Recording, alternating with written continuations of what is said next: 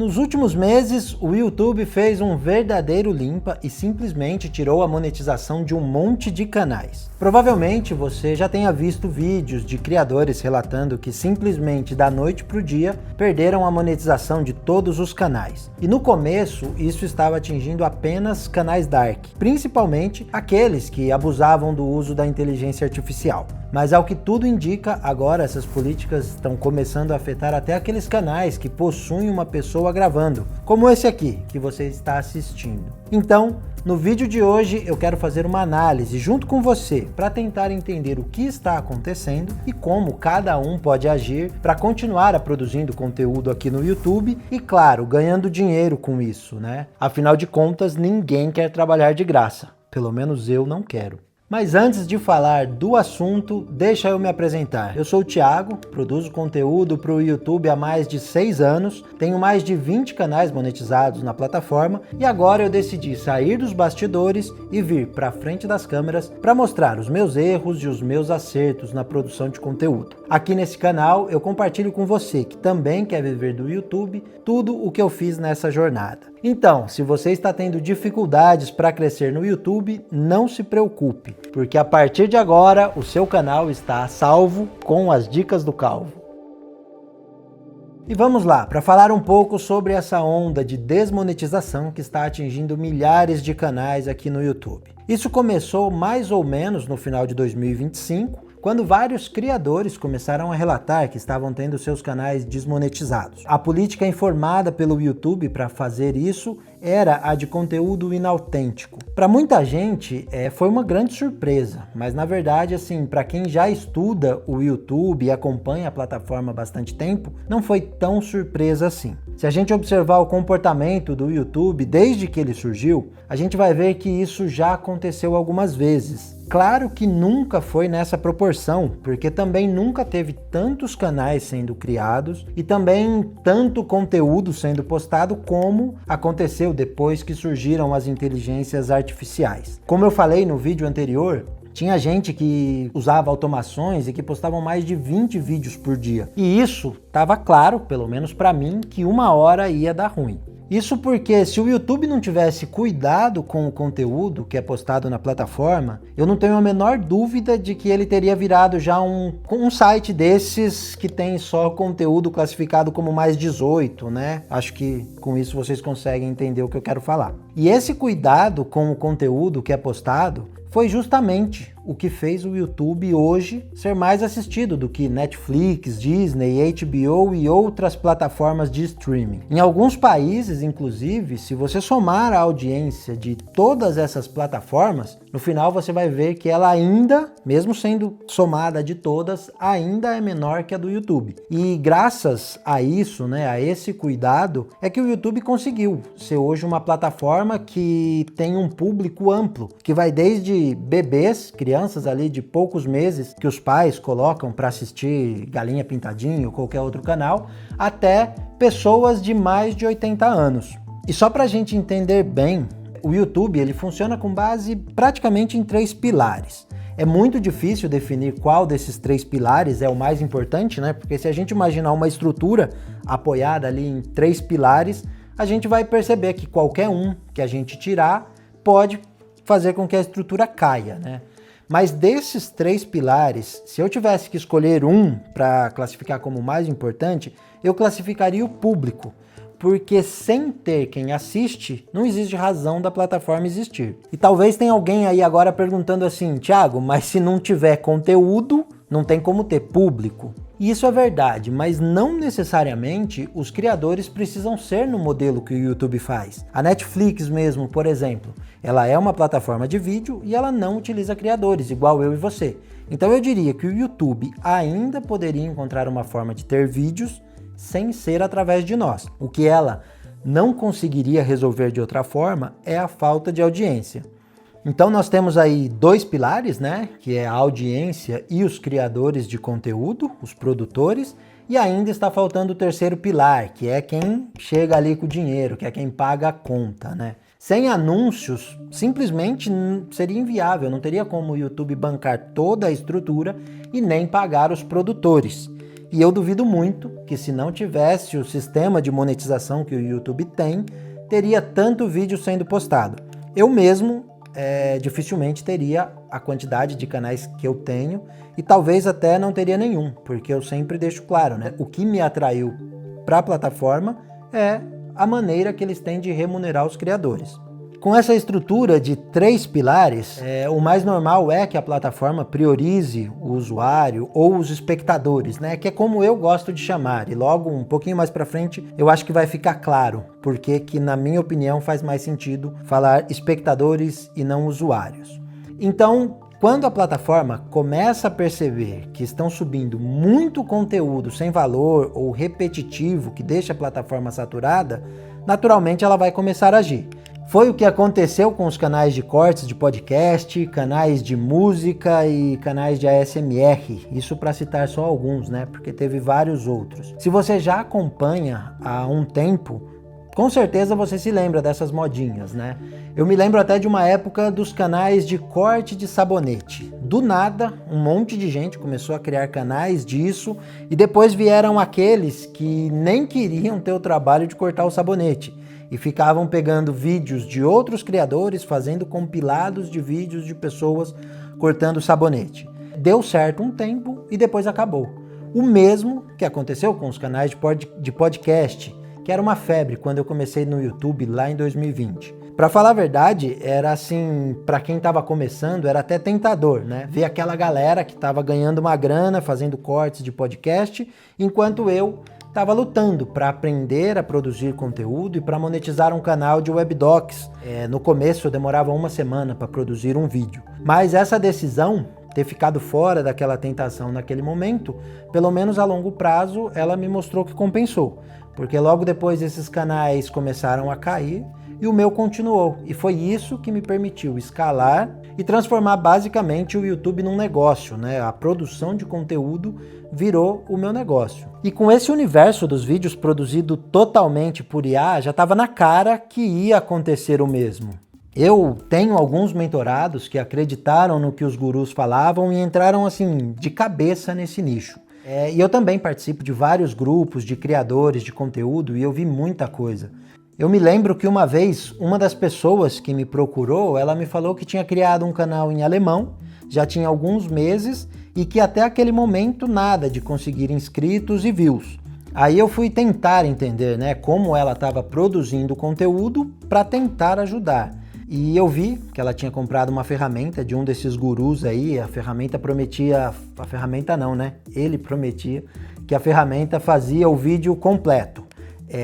Junto com a ferramenta tinha ali tipo um curso, né, ensinando como usar. E ele falava, né, para entrar em outros canais, pegar simplesmente o vídeo, o título, né, dos vídeos que tinham mais views, que estavam performando melhor, jogar nessa ferramenta e que ela ia fazer um roteiro, segundo ele, completamente novo. Ela ia gerar o áudio e as imagens para ele montar o vídeo. E a primeira coisa que eu fiz foi pegar um daqueles roteiros que tinham sido produzidos pela ferramenta e colocar num tradutor para o português, né? Não entendo nada de alemão. E eu percebi que o roteiro simplesmente não falava nada com nada. Talvez aí tenha tido uma falha, ela poderia ter feito o roteiro em português para poder fazer uma revisão e depois traduzir para o alemão, mas a verdade é que a ideia não é essa, né? A ideia é produzir em lote, então você não vai ter esse cuidado e produzir o seu roteiro para depois traduzir. Isso era só um ponto, né? Porque também tinha a narração, que era feita toda pela ferramenta, toda através de inteligência artificial, e eu, sem entender alemão, eu não consigo nem ter ideia se aquela narração estava boa ou não. Porque assim, eu vi muitos vídeos em português mesmo, né? Eu passo bastante tempo analisando o YouTube, vendo o que tá dando bom, assistindo vídeos que estão pegando bastante views. E eu vi umas coisas assim que você pensa, como que alguém foi capaz de produzir e postar isso, né?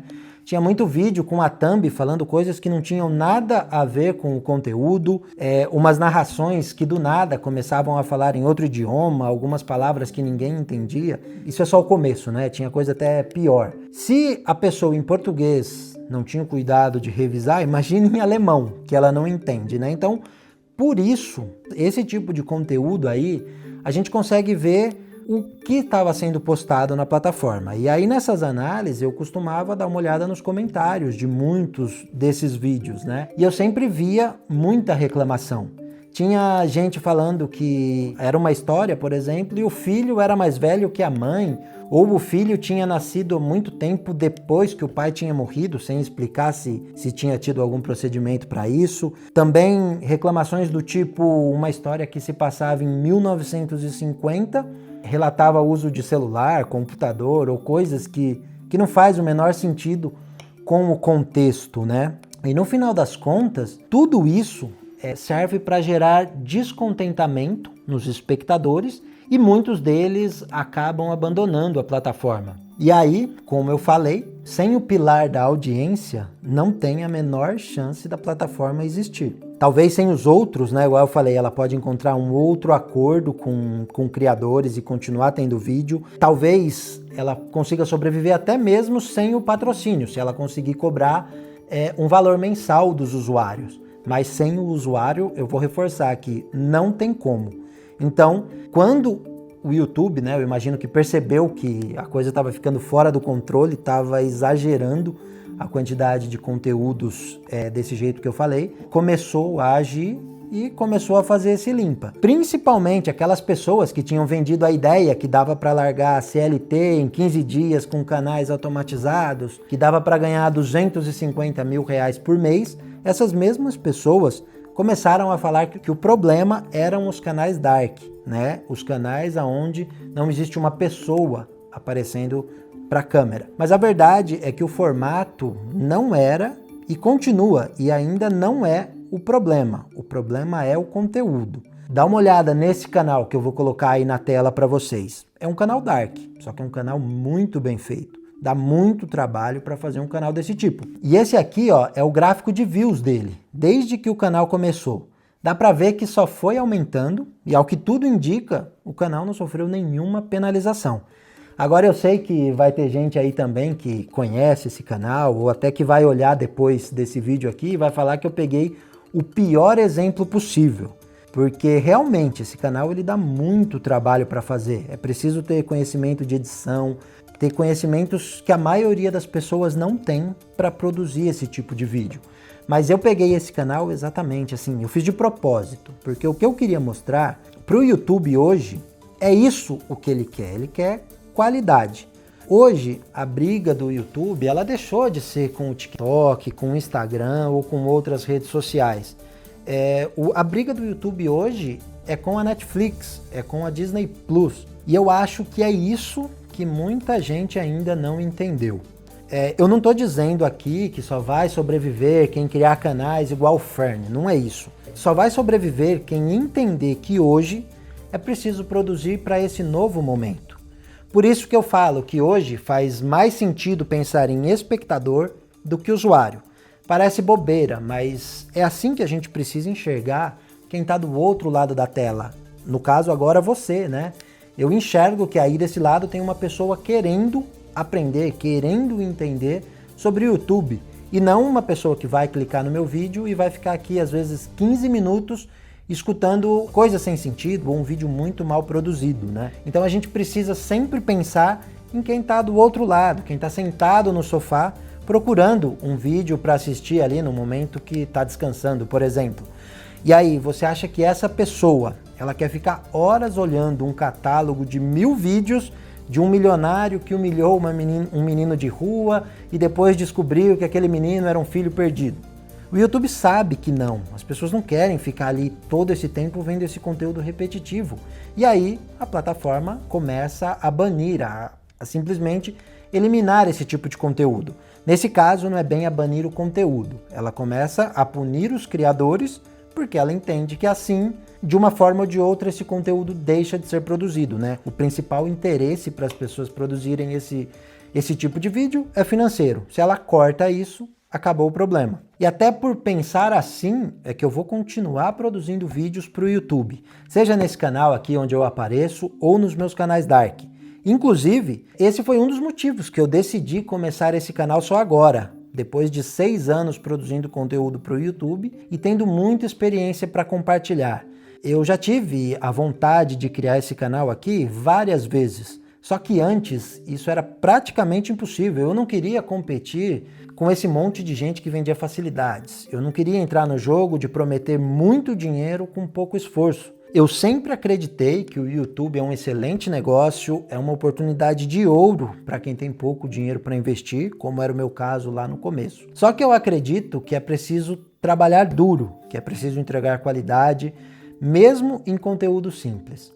E aí, qualidade e originalidade não tem a ver com produções cinematográficas. Não precisa ser vídeos no nível daquele canal que eu mostrei. Dá pra gente fazer um vídeo bem feito sem gastar tantos recursos, só precisa de vontade. Eu continuo confiante na plataforma, além dos canais que eu já tenho, eu estou planejando o lançamento de mais alguns, mas assim, sempre seguindo um norte, que é o de pensar em quem está assistindo. O nosso lema aqui na empresa é produzir conteúdo que façam valer a pena o tempo das pessoas que assistem, e é assim que nós vamos continuar fazendo. Ontem eu comecei a ver alguns vídeos falando que o YouTube está desmonetizando até mesmo canais chamados canais autoridades, né, que são iguais a esse, com uma pessoa falando de frente para a câmera. Eu confesso que eu não tive tempo de analisar os canais que caíram. Eu vi alguns criadores brasileiros falando do tema, mas eu sempre gosto de ir direto na fonte, porque tem muita bobeira aí no meio. No primeiro que apareceu para mim e eu fui dar uma olhada, o cara pegou o canal que foi desmonetizado e colocou no Gemini e pediu para IA do Google, né, falar os motivos da desmonetização. E ele já estava prometendo ali no vídeo dele que ia entregar um pacote de prompt para você também poder fazer isso e para poder blindar o canal, né? Porque o Gemini ia explicar o que precisa ser feito para blindar o canal contra desmonetização. Nesse momento eu já parei de ver o vídeo, porque assim, por mais que o Gemini seja do Google, ele não sabe essas coisas. E aí, para comprovar isso, eu fiz um teste. Entrei no Gemini e coloquei aí o link do canal o Fern, né, que é esse que eu usei de exemplo, e falei para ele que esse canal tinha sido desmonetizado e que era para ele me explicar os motivos. E ele me deu todos os motivos, falou lá que tinha uma política até envolvido com produção de conteúdo para criança, enfim, ele me deu o texto lá. Essa IA, ela tá programada praticamente para concordar com o que você fala, né? Para sustentar uma afirmação e não para contradizer ou para dar informação real. E até porque também a IA, ela é alimentada com informações que existem na internet. E não tem hoje ninguém que sabe o que está acontecendo e como blindar.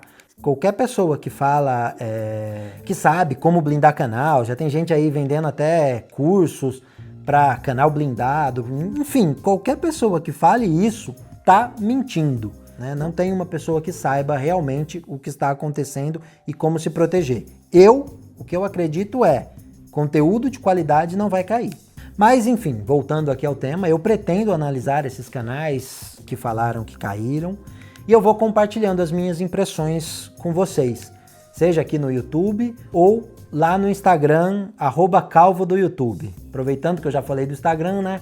Segue lá, manda uma mensagem pra gente poder trocar uma ideia. De momento é isso, eu sigo confiante na plataforma, eu penso que quem entender o jogo e tiver paciência vai ganhar muito dinheiro lá na frente. É nisso que eu acredito, é nisso que eu tô trabalhando. E se você quiser acompanhar essa jornada e ir aprendendo comigo, é só se inscrever aqui no Calvo do YouTube. Muito obrigado para quem assistiu até aqui e nos vemos no próximo vídeo.